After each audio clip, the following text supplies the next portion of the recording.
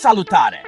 Te-ai simțit vreodată atât de furios încât ai vrut să ții? Sau atât de speriat încât inima îți bătea foarte repede? Nu-ți face griji, și eu am trecut prin asta. Astăzi vreau să vorbesc despre ceva super important. Cum să ne gestionăm emoțiile. Să începem cu furia. Imaginează-ți că joci un joc și cineva trișează. Deodată ți se înroșește fața, îți strângi pumnii. Asta e furia.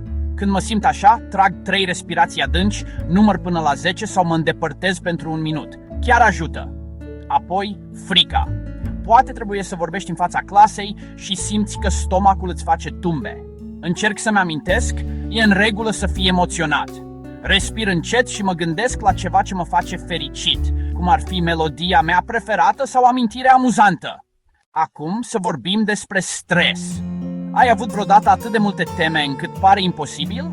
Îmi fac o listă cu ce am de făcut, apoi iau lucrurile pas cu pas. Când mă blochez, cer ajutor sau iau o scurtă pauză. Și în final, anxietatea. Uneori îmi fac griji pentru lucruri care s-ar putea să nici nu se întâmple. Cum ar fi să pic un test?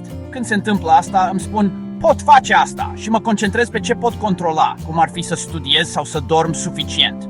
Amintește-ți, să te simți furios, speriat, stresat sau anxios este absolut normal. Secretul este să-ți observi sentimentele, să tragi o respirație adâncă și să încerci unul dintre aceste trucuri simple. Ești mai puternic decât crezi. Mulțumesc că ai ascultat și continuă să exersezi.